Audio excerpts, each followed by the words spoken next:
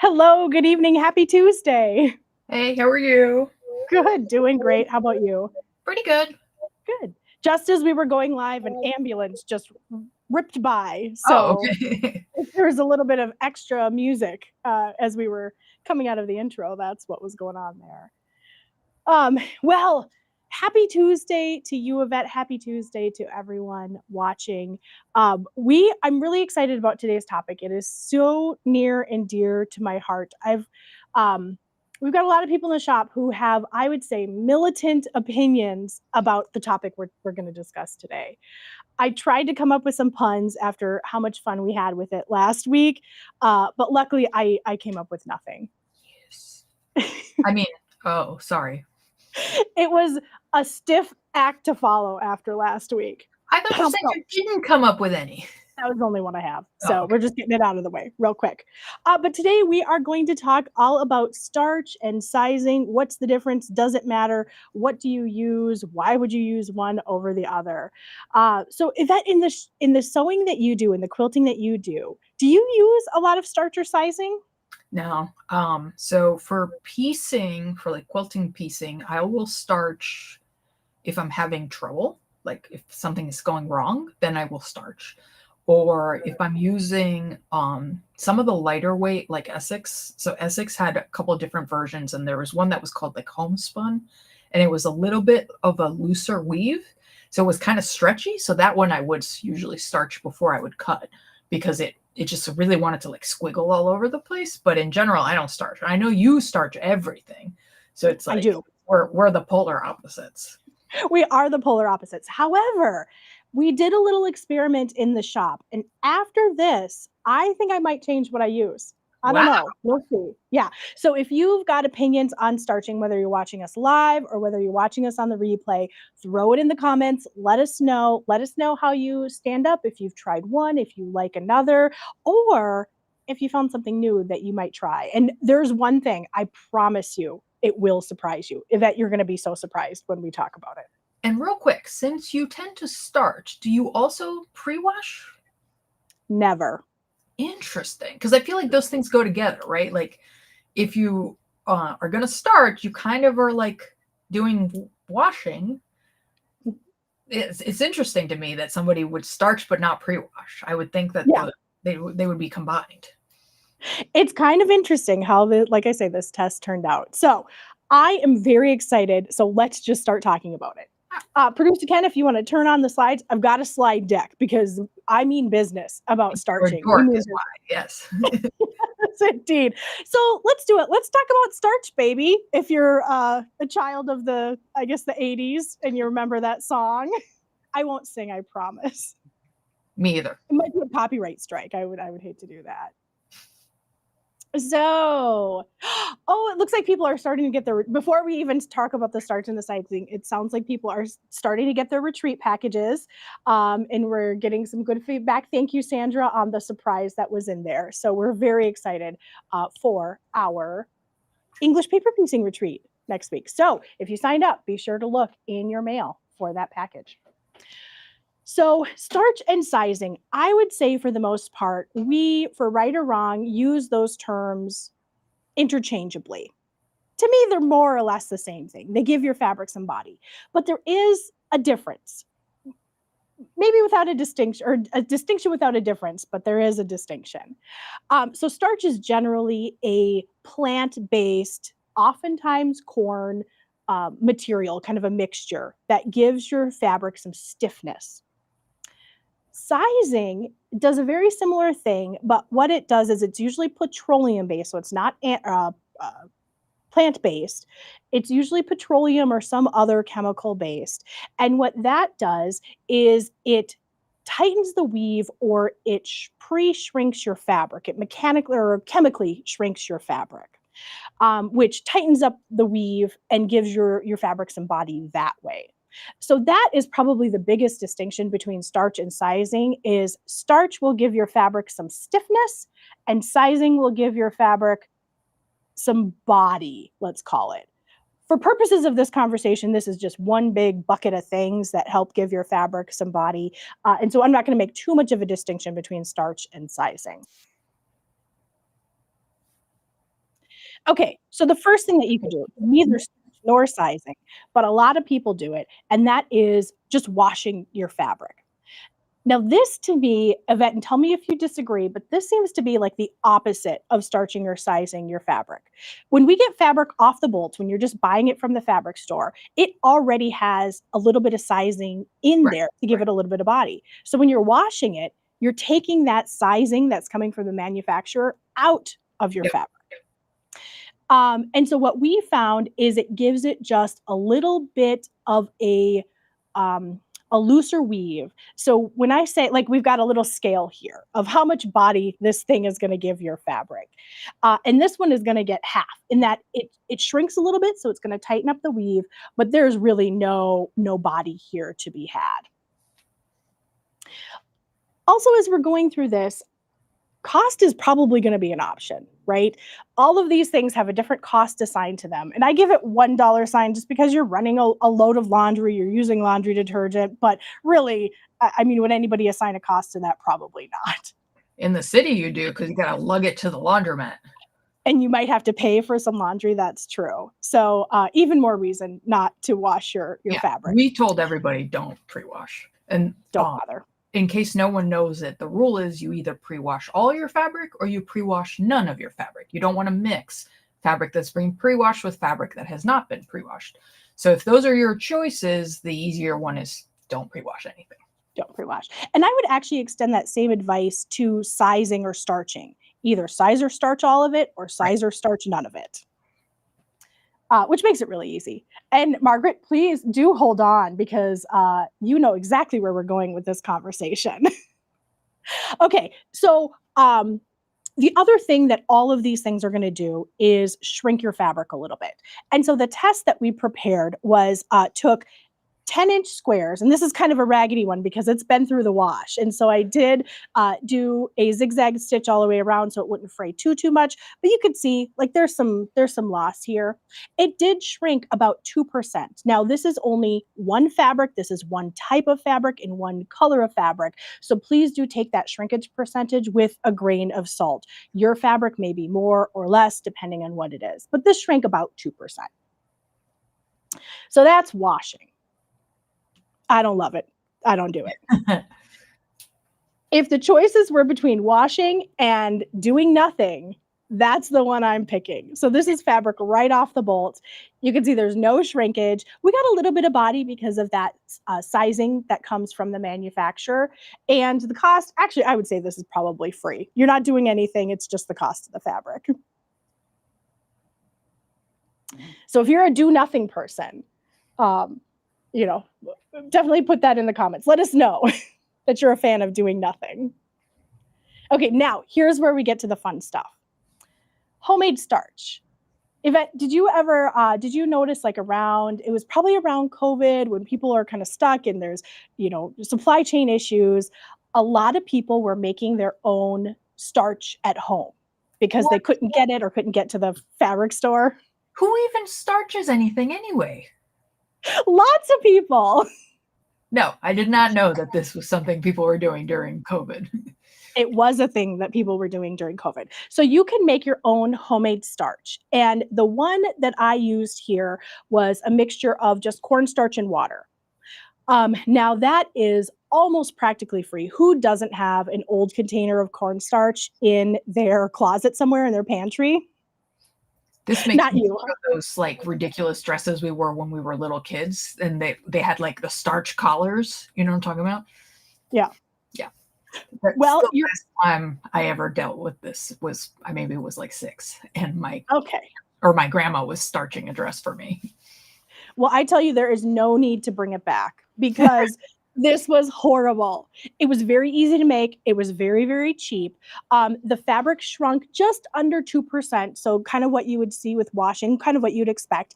You get a little bit of body. And as I kind of, Ken, do you want to go to an overhead here? As I'm smushing this around, you can kind of see there is a little bit of stiffness to it. Oh yeah, you can definitely see it.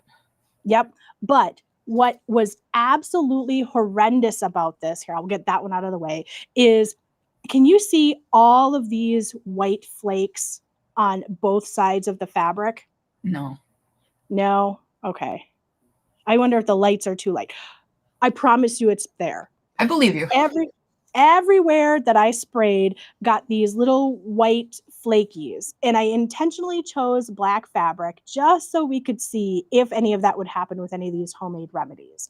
Now, I will say I used this as it was considered heavy starch. I used a tablespoon of cornstarch to about 2 cups of water, which is probably as heavy as you'd want to go. You can always add water to dilute it.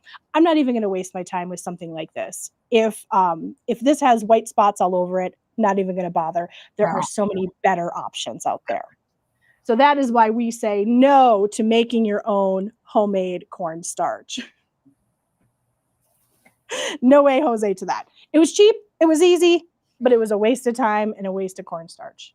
I'd rather make pudding or something with it.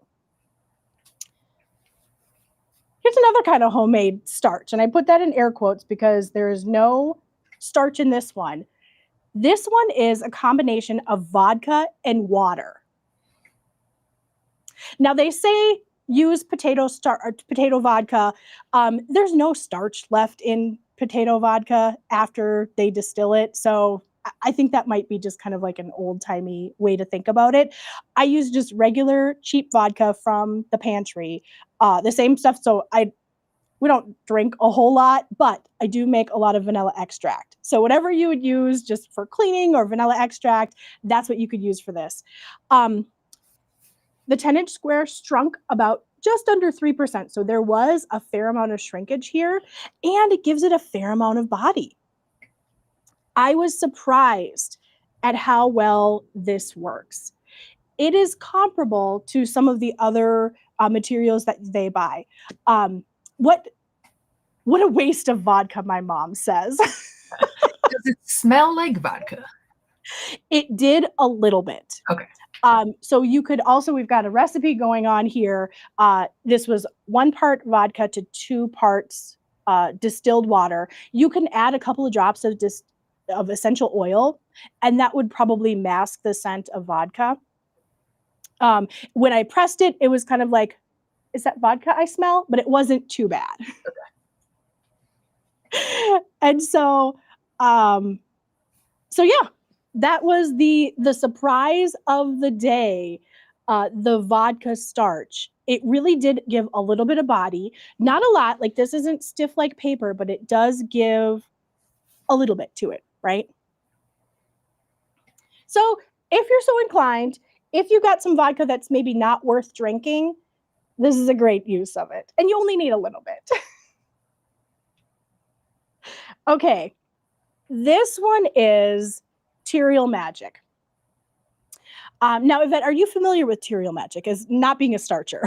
Yeah, we had this, although I could not tell you why we bought it. It was like a specific project that, and then you had to buy like multiples of 6 or whatever, and we never sold them.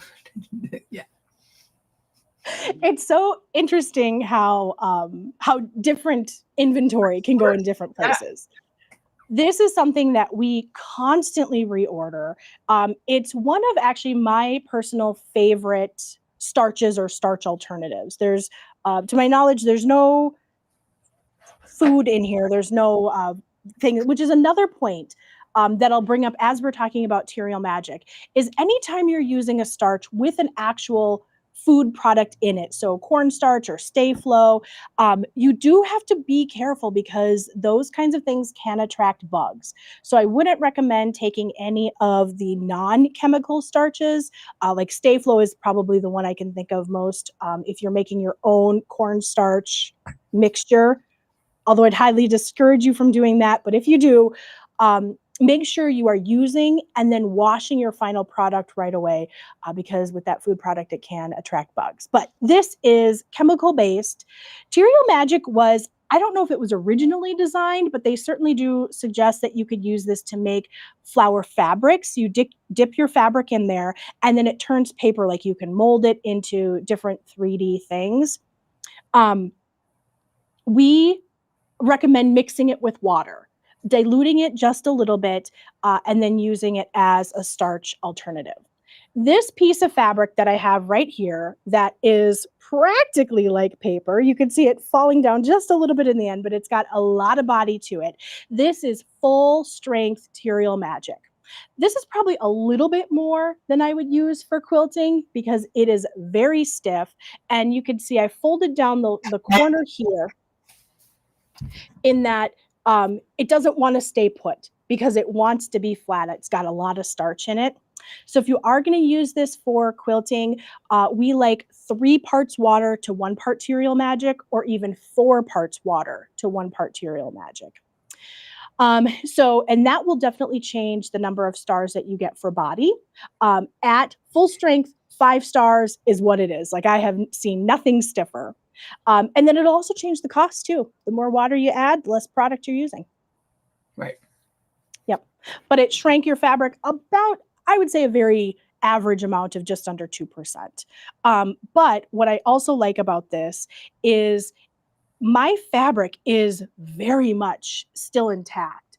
When we get to some of the other sizing options, they shrank kind of unevenly. This one shrank very even. You can see that I don't have a whole lot of threads hanging out the edges. It's just like a very pristine piece of fabric still, which I was very foolish in wearing a black shirt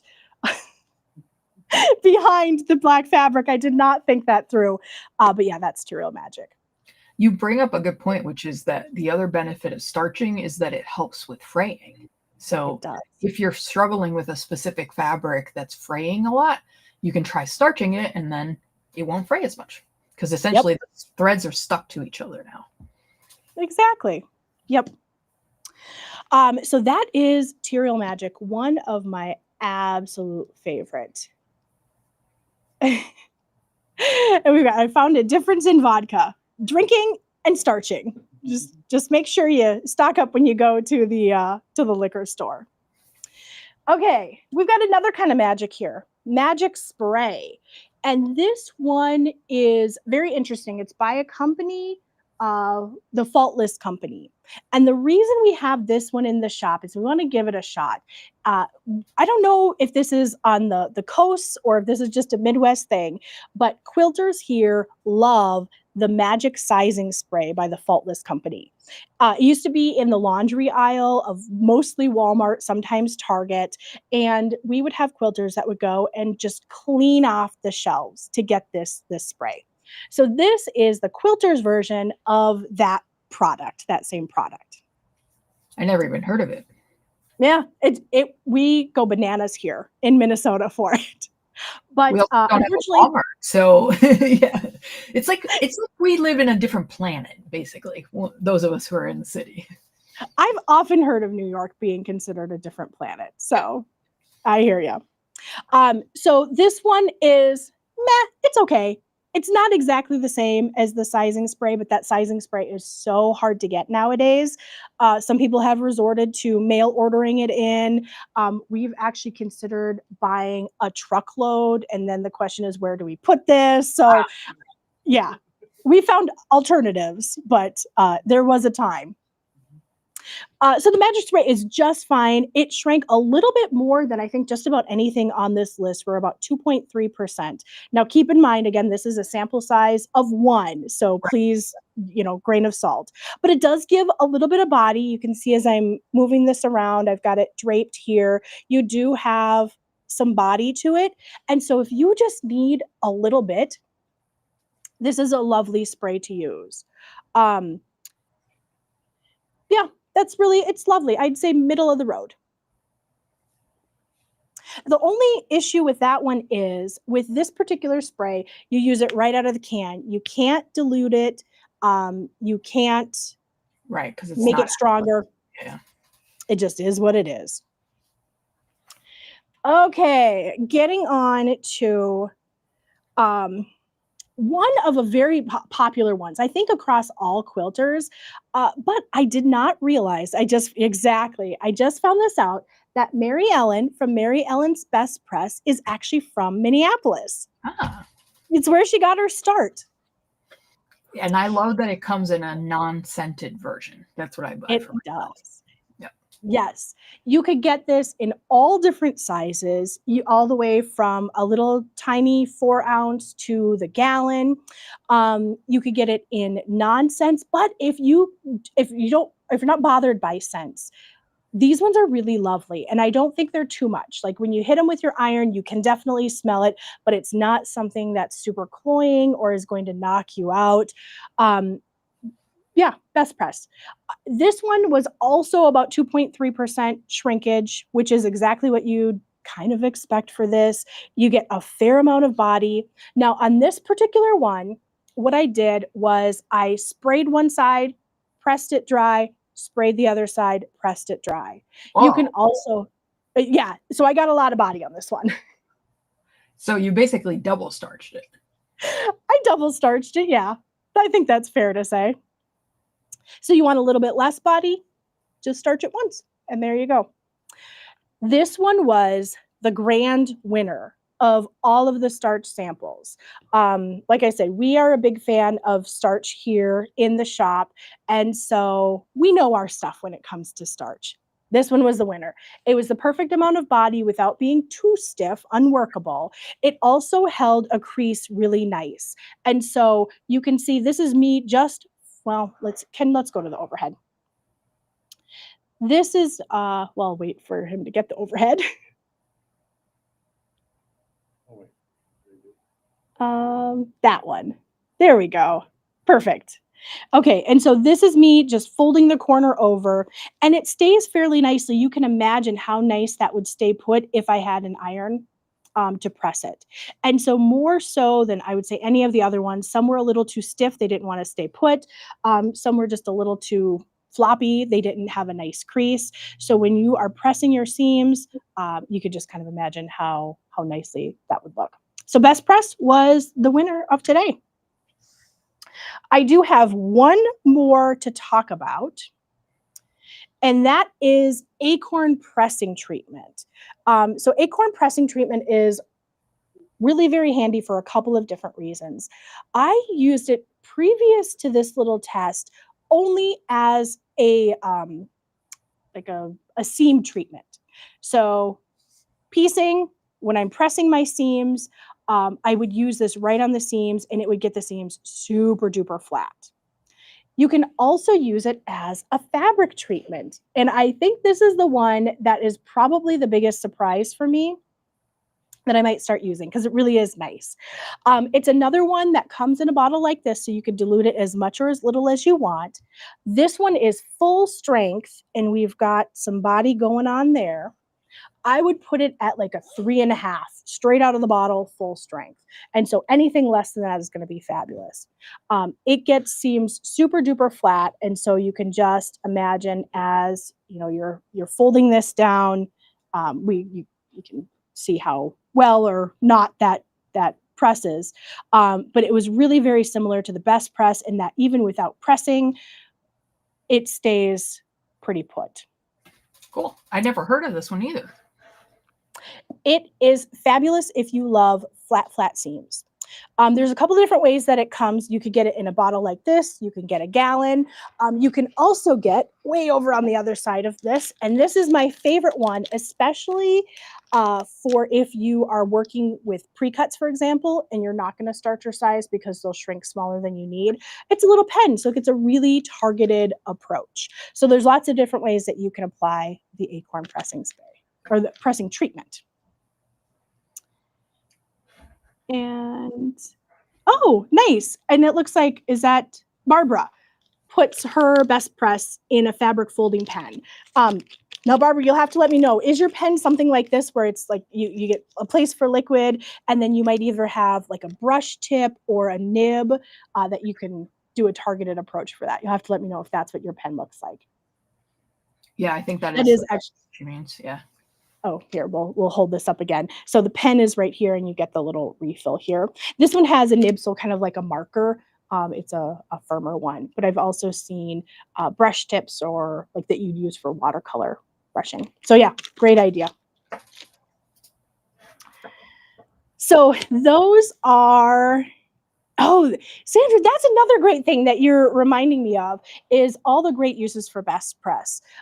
In that not only is best press great for giving your fabric a little bit of body, but it's also great for wrinkles. If you have very wrinkly fabric, even before you do anything, give it a little best press or a little bit of treatment, and there you go, press it out.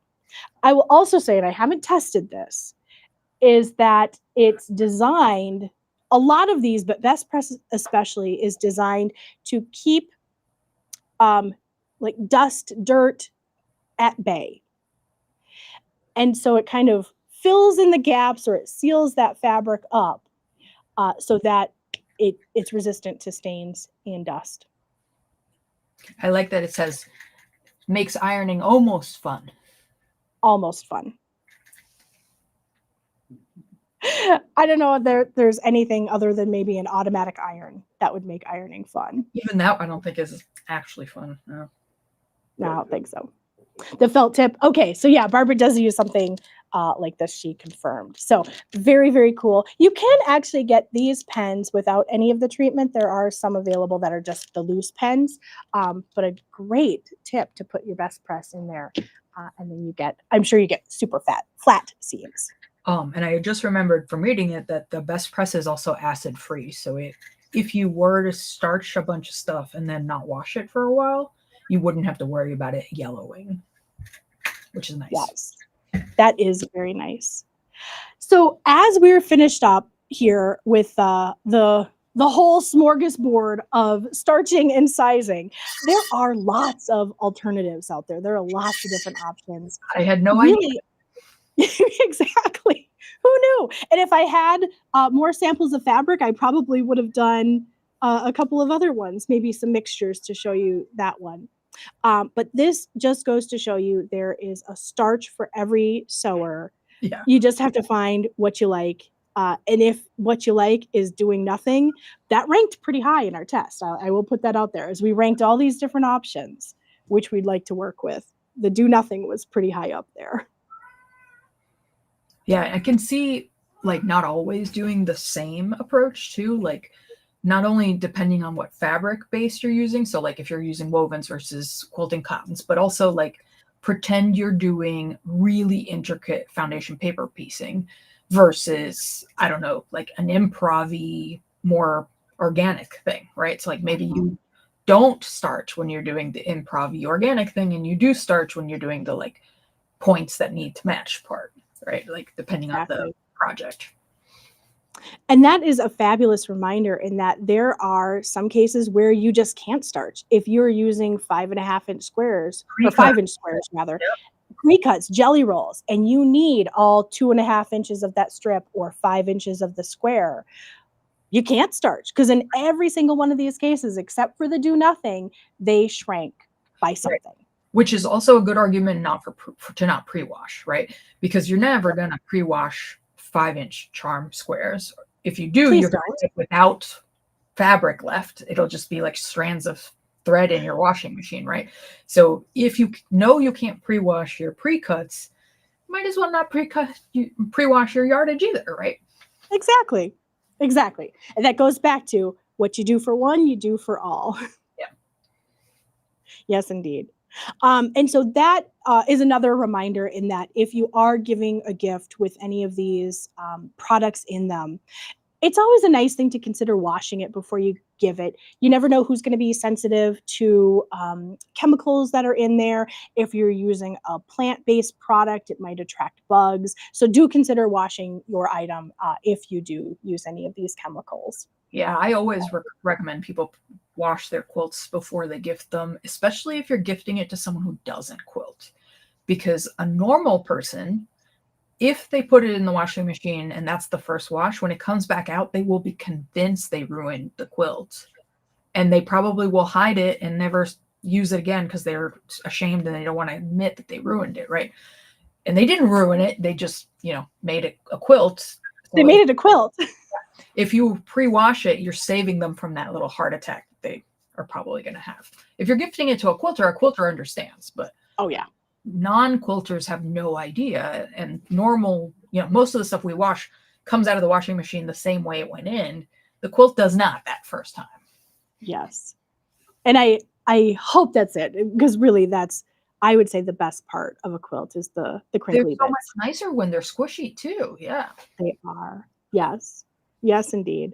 So we're getting some amazing comments. Sandra had mentioned the quota quilt had a lot of biased edges. So that's another great reason why you might want to starch Right. and use something a little bit on the more fuller body side, is that it, when things are tight together, boy, they don't stretch as much as just the regular. You do that on the bias is like crazy. It didn't stretch at all. It did not move very much. That is true. So whenever you have something like that, if you have a lot of biased triangles, curves are also very helpful for this one. That makes But then sense. we also have, if you're hand stitching, I would hate to hand stitch with this because it Oh, is so stiff yeah. The flip and side. not very easy to get through. Yep. Oh, Yep. I wonder if you end up going through more needles if you starch than if you don't starch, because it's a little bit, more resistance. Going back to last. Why do you think? Yeah. Why do you think I use a super non-stick all the time? There you go. Makes sense. Exactly. So there is definitely both a needle, as we determined last week, and a fabric treatment for every quilter out there. And Sandra, that is a fabulous reminder, is always send a note with your quilts, because recipients might not always know the best way to wash them or to handle them to keep them nice and lasting long. So that is very thoughtful. Yes, indeed. Well, I really hope that people enjoyed hearing about starch and talking about starch as much as I did. Um, I have a feeling you had more fun. You made oh, I all had the so much fun. examples and yeah. It was so much fun. Yeah, this was great. Oh, that was the other thing is, okay, what I probably should have started with this, but I do have some examples. So then the question is, how should I starch my fabric? You told me, Allison, about all of these chemicals, about all these different products and these liquids to use. How do I get them on my fabric? Okay. Um, for the most part, starching is just as simple as taking your fabric before you cut it, Right. saturating it with whatever sizing or starch you're going to use. Um, the jury is still out. Some people say I let it dry completely. Some people say I let it dry most of the way. Um, However you do it is how you do it. I like to either let it dry most of the way, get a little tiny bit damp, or if I like, it's one of those things, I'm gonna soak my fabric, I'm gonna let it hang up, and then I'm just gonna, go to bed or something. And so in the morning it's completely dry. Spritz it with just a little bit of water to reactivate that starch, and then press it out. Definitely more than one way to skin the cat here, but there are a couple of things that we use. Oh, I'm so sorry, but your cat, I hope she didn't hear me. She doesn't understand. But I always thought that expression was so gross. Like, why is that Yeah, even an expression that we say, right? that's a good point. That's a good point. Okay, there's more than one way to starch this fabric. Maybe we'll get that into the lexicon. Make So we, square triangles. yes, exactly. That actually is a little preview to next week. Oh, okay. I didn't know that. Yes. So we love the misting bottle here. It's a continuous spray mister, and so it's not too hard on your hands to get that fabric out. When we have lots of yardage to starch, we use this guy. Oh my God, what is that? This one is, it is a battery operated plant sprayer. Like, it's meant to be a plant mister. So Wow. we put our starter, our sizing in here, and then use this guy. We just press the button. It'll turn on, so I won't now.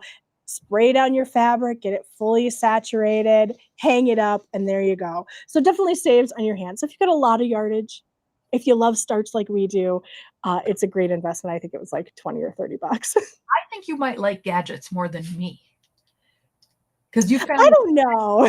thing so that you can spray extra starch on things.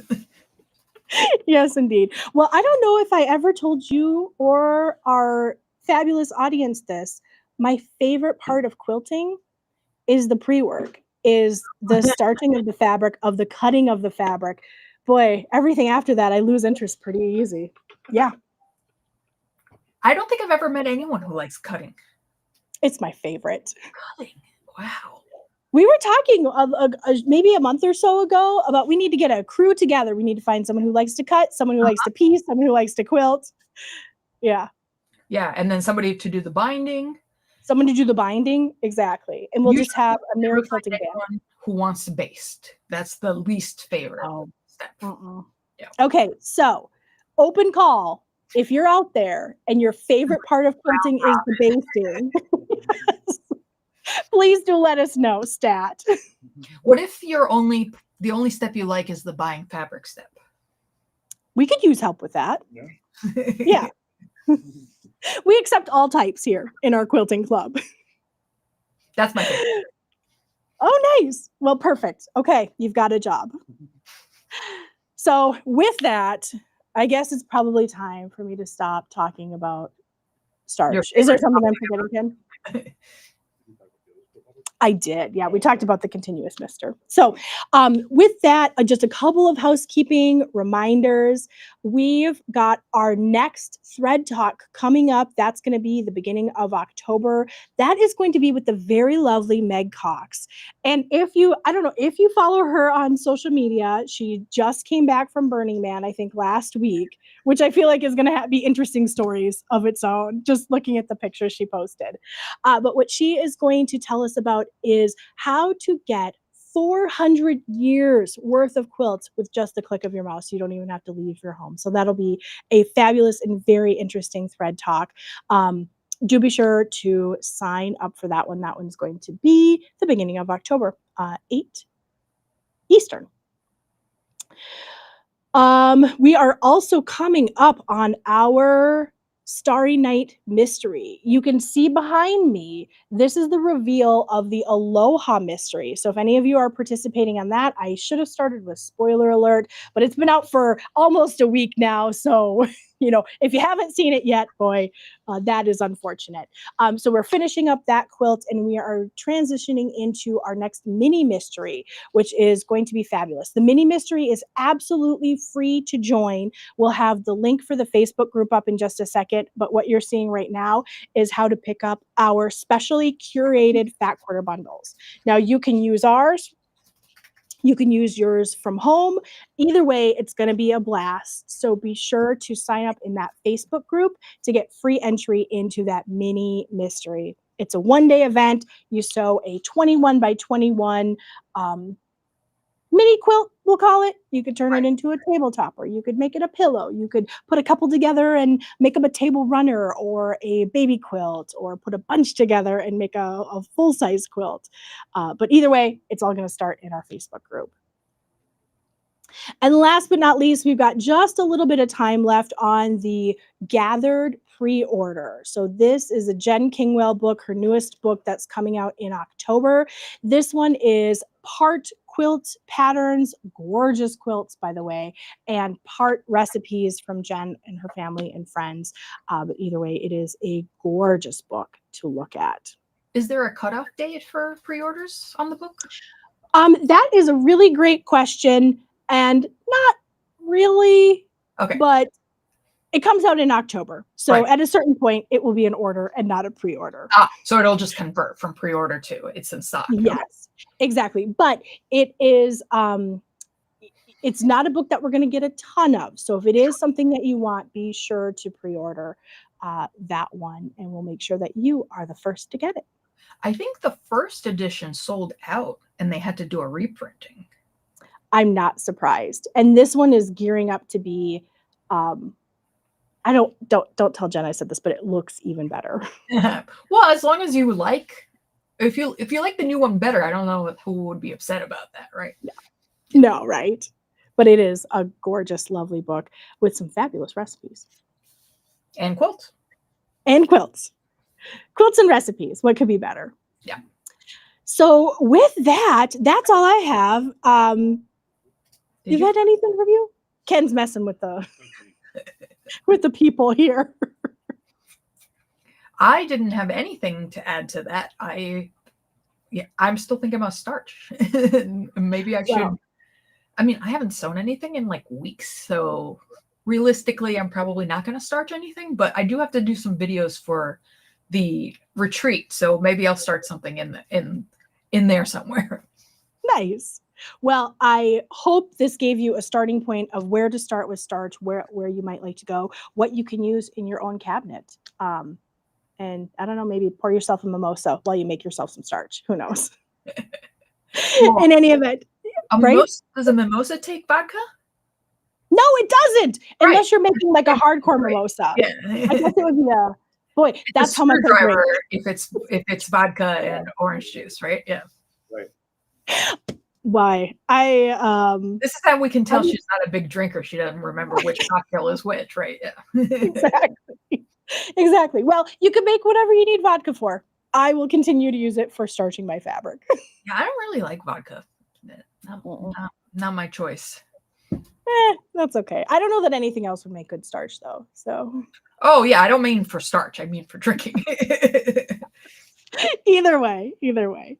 Well, I believe concludes another live with Gotham Quilts. This was fabulous to talk starch with you, Yvette. Thank you so much. Thank you for teaching me so much stuff about starch.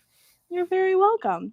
And for everyone else, we will see you next Tuesday at Live with Gotham Quilts. That is going to be Tuesday, 6:30 p.m. Eastern. Definitely not a.m., 6:30 p.m. Eastern. Yeah, you're not awake at 6:30 a.m., are you? I am not even close to being awake at 6:30, especially not Eastern time. Right. So thanks so much for joining us. We will see you next week. Same bat time, same bat channel. Thanks, Yvette, and everyone. We'll catch you in the next one. Good night, everybody.